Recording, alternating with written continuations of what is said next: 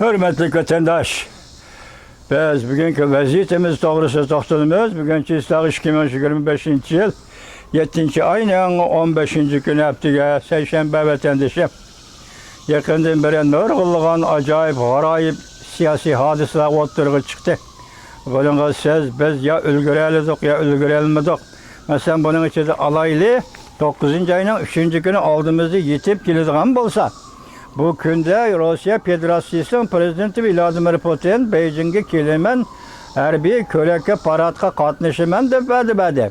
Lekin hech qachon Hindistonning vaziri Modi ham shundoq javob qaytardi, javob berdi. Modi ham Beijing'e kelib harbiy kölekke paradga qatnashadi degan so'z o'tirg'i chiqmagan edi. Çünkü haberimizi sizlerge yetkizdik. Hindistan'ın veziri Modi 9. ayının 3. günü Beijing'e gelip ötküzülüdüğün her bir parası katmışıdığın boldu vatandaş. Muşunun aldı da bezmiş 7. ayının özüdüyle başlayıyla 7. ayının 1. günü Ürümçi'de Uyguristan müstemlike payitaht Ürümçi'de 100 berge vaka. Yani vaka degeni siyasi hadise karakterlik vaka.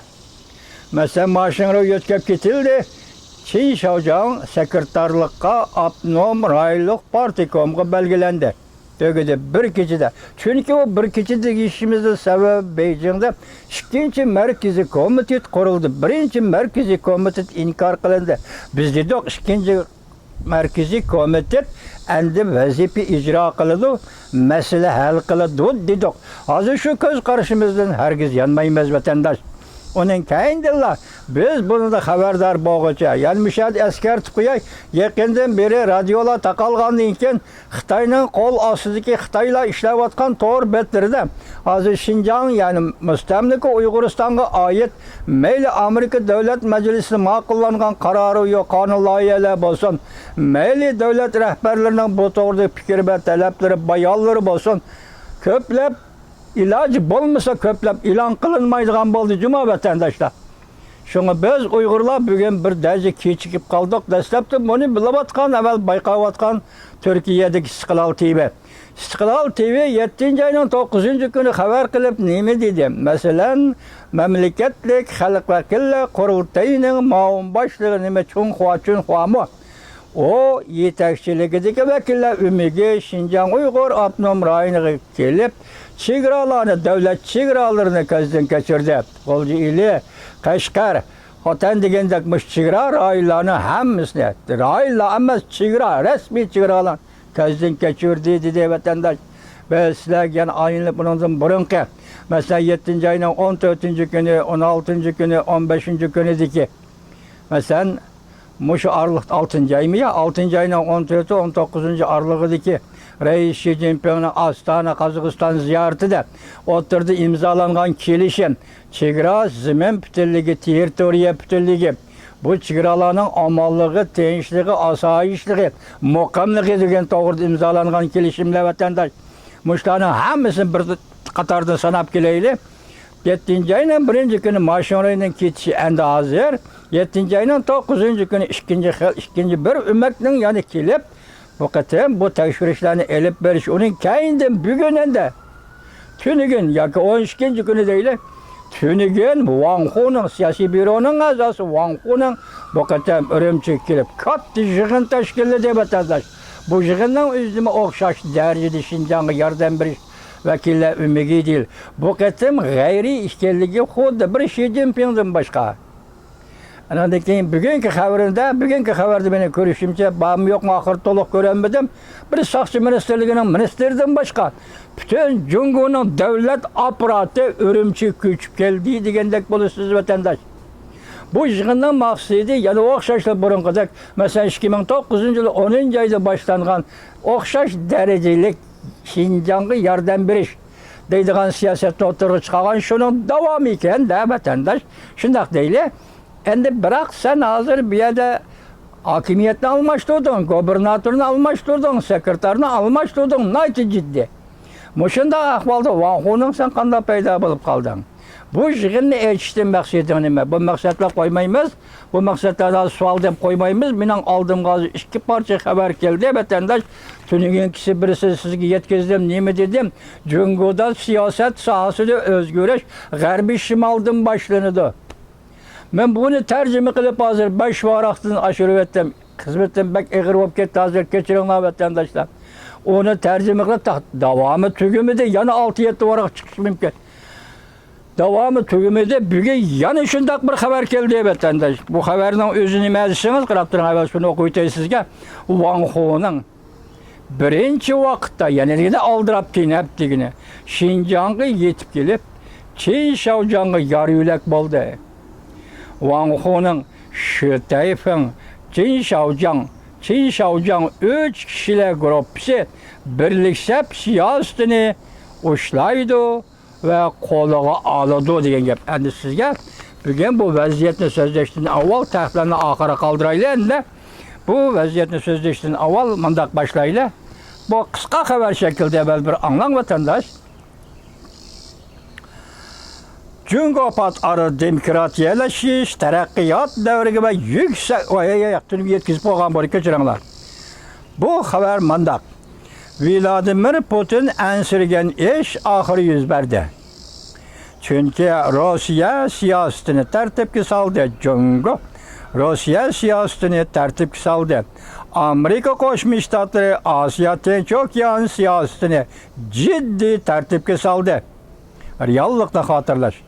7-oyning 14-kuni YouTube vatandaş. Yana bir xabar. Prezident Donald Trump 50 kun ichida urush to'xtatmaydi ekansan. Rossiya va Jungoga 100%dan tabanjni beja qo'yamiz deb ko'rsatdi. Yangi tangliqlar televiziyasi 7-oyning 14-kuni YouTube vatandaş. Prezident Donald Trump yana bir xabar. Oldin ko'rarlik bilan hukmladi. Yani xulos şekillik fikir qildi. Rossiya sobiq Sovetlarning o'rnini besib yana parchalanadi. Ümit sadası 7-oyning 14-kuni YouTube vatandaş. Fransiyada, mesela Fransiyada 9 o'rinda Jungoning maxfiy soqchi idoralari taqaldi. Yangi tangliqlar televiziyasi. Yana bir xabar vatandaş. Amerika, Germaniya birlashib Vladimir Putinga bosim ishlatdi. 170 ming dona raketa bilan Rossiya ichki chegaralarini nishonga oldi. Dana 170 ming dona raketa bilan Rossiyaning chegaralarini nishonga oldi. Ümit sadasi 7-oyning 14-kuni YouTube vatandaş.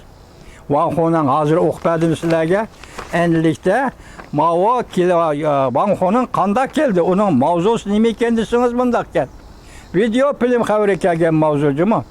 Xinjiangga o'xshash darajalik yordam berish yig'ini sahnasida kimlar o'ltirdi?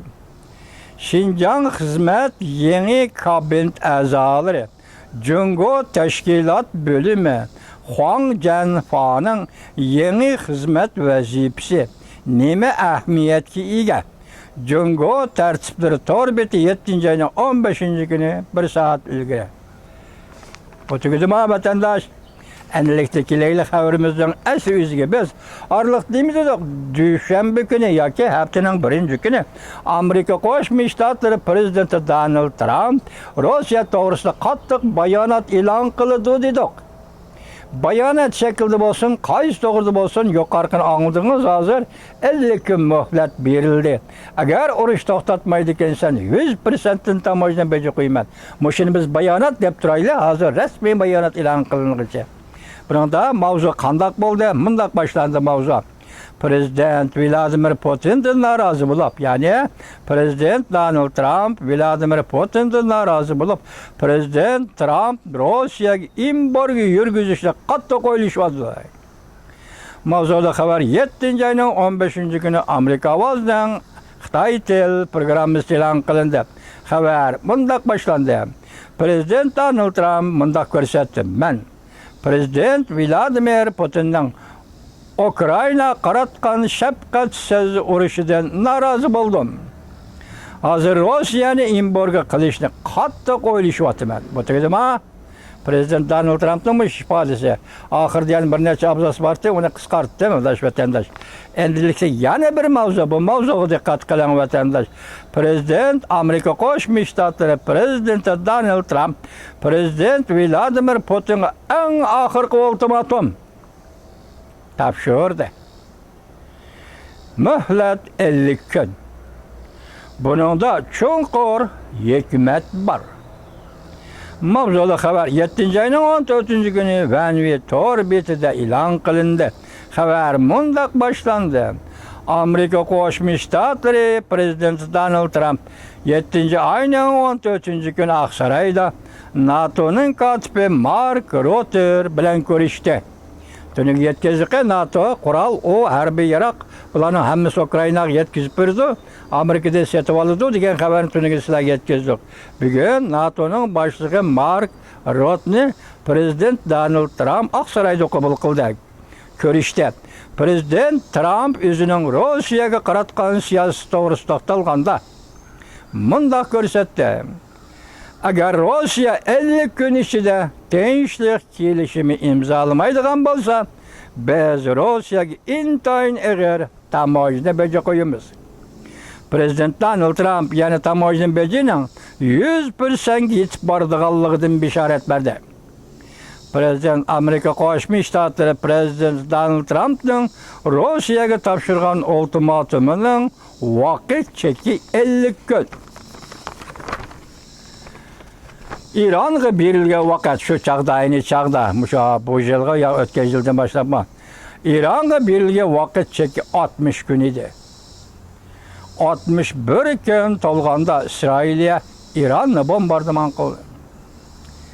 7-oyning 14-kundan hisoblaganda 50 kun. Dal 9-oyning 3-kuni to'shqan bo'ldi. Hozir Jungoga berilgan va Rossiyaga berilgan muhlat 50 kun. 50 kunni hisoblaganda bu yil 9-oyning 3-kuni, ya'ni Beijingda o'tkaziladigan harbiy parad kuniga to'shqan bo'ldi va shu kunga to'g'ri keldi.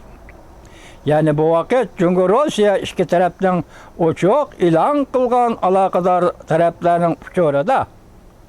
Agar shu chog'da tasodifiy bir ish yuz bermaydigan bo'lsa, undaqda prezident Vladimir Putin Tianmen ravaqada 9-oyning 3-kuni o'tkaziladigan harbiy parad ko'rak sahnasida o'ltirgan bo'ldi. Demak, Vladimir Putin bergan va'dasi bo'yicha 9-oyning 3-kuni Beijingga parad ko'rishga keldi. Yuqorida berilgan 50 kunlik vaqt prezident Donald Trumpning Rossiyaga bergan vaqti 50 kun, bu dal 9-oyning 3-kuniga to'g'ri keldi. Qaysini tanlab olishing mumkin prezident Vladimir Putin Beijingga kelishdimi yoki prezident Donald Trump o'tirib qo'ygan 50 kun vaqt uchun nima qilish kerakligini tanlab olishingiz kerakmi prezident Vladimir Putin?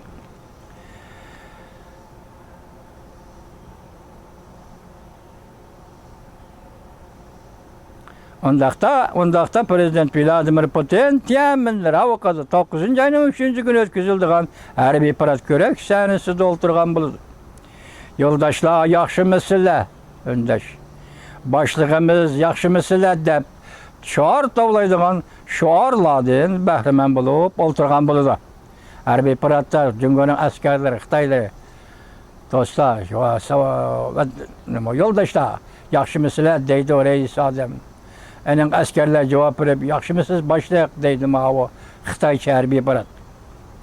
Prezident Donald Trump qoltisi vaqtni tanlab opti deyildi musha xabarda.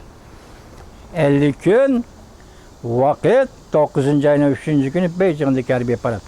Mushu voqealardan qarasangiz, endi vatandosh siyosat voqealaridan qarasangiz, Nemishqa Jungo Kompartiya mustamlikachi partiya mustamlikasi Uyg'uristonda kadrlarni, o'zining og'zaki rahbariy kadrlarini amaliyotga gubernatorni oldirash uchun oldirib ketdi. Undan keyin yuz bergan ishlar chegara rayonni tekshirishlar. Undan keyin o'xshash darajada Şinjan'a yordam berish yig'inining ochilganligi. Bu yig'in qatnashganlar ichida hozir dastlabki xabarni sizga aytay, vatandosh Uyg'ur desa faqat bir Erkin Toniyoz qatnashibdi. Uningdan boshqa Uyg'ur yo'q. 35 milyonlik nüfusu var mustamlika Uyg'uristonda.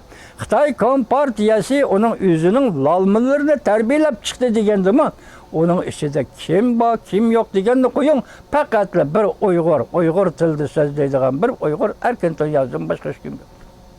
Demak, Xitoyning berayotgan pesharti biz Uyg'uriston hukmronlik va kontrollikni tamom qo'limizga elib bo'ldik deganlikmi? Dal shundoq vaqtda qayerga keldi vaqt? Qayerga keldi vatandosh vaqt? Jungo Kompartiyasi va uning gubernatori Şinjan Uyg'ur avtonom rayoniga yoki Şinjan partkomiga avatgan sekretarlarining hammasi bugundan boshlab qiladigan ish huquq topshirish. Uyg'uristonning huquqini Uyg'urga topshirish. Shuning uchun tayyorlik qilish, shuning uchun tartibli ishlash. Buni cho'qim shunday qildi. Men sizga aytay, ham aytib keldim vatandosh. Rossiya Jungo o'rtasida imzolangan Jungo Sovet do'stlik ittifoqdoshlik shartnomasi keyingisiga to'shdi 80 yil va 30 yil to'shib 1980-yili shu shartnoma to'shqandan keyin xiyobon o'rtariga chiqib Uyg'urga mustaqillik berib etaman demisimi amaliyotda uning siyosati Uyg'urning mustaqilligini e'tirof qilish edi. Berib etish edi. Shundaqmi? To'shdi 40 yil 30 yil to'shib bo'ldi. Ondan burun yaltı konferansı allaqachon to'shib ketdi 30 yil bu shartnoma to'shib bo'ldi. Endilikda vatanni qaytarib olamiz deb so'zlayapmiz biz. Men masalan so'zlayapmanki, ayni chog'dagi davlat apparatini, ayni chog'dagi davlat qurilmasi, armiya, saqchi qo'shinlarini hammasi asl keltiramiz deb so'zlayapman. Men shunday so'zlab keldim. Men 29 yil 30 yildan bir Amerika Qo'shma Shtatlarida davlat majlisiga va Oqsaroyga shunday xatlarni yozdim men. Vatandoshim, endilikda Jungo Kompartiyasi mayli Vanxo'ning kelin, mayli Sanxo'ning kelin, qat'iy nazar sizlarning qiladigan ishingni tayyorlik qilish. Huquq topshirish. Huquqning Hindichini people, Uyg'ur vatanning egisi Uyg'urga topshirish. Huquq topshirish, mana shu vazifani ado qilasiz. Yaqinda Chin Shavjan apandi men sizga 12 nafar Uyg'ur mahbusning jazo lageri mahbusi, turma mahbusi. Bu 12 nafar mahbusning ba'zilari mening o'quvchilarim edi. Ba'zilari mening ishdoshlarim, xizmatdoshlarim edi. Ba'zilari vatandoshlarım edi. Siz bularni vaqtida qo'yib berasiz. Chin Shavjan apandi, siz qiladigan birinchi ish boshqa ish emas, balki axborot e'lon qilasiz. Bu 12 odamni qo'yib berdigan chaqda axborot muxbirlarni kutib olish yig'ini echib, naq maydonda bu 12 nafar vatanparvar Uyg'urning sarxillarini birinchi bo'lib qo'yib berasiz. Bu boshlanish bo'ladi. Jazo lagerini echib etishga boshlanish bo'ladi. Turmalarni echib etishga boshlanish bo'ladi. Uyg'uristonda huquq topshirishga boshlanish bo'ladi. Chin Shavjan apandi, siz qiladigan ish, mushu ish.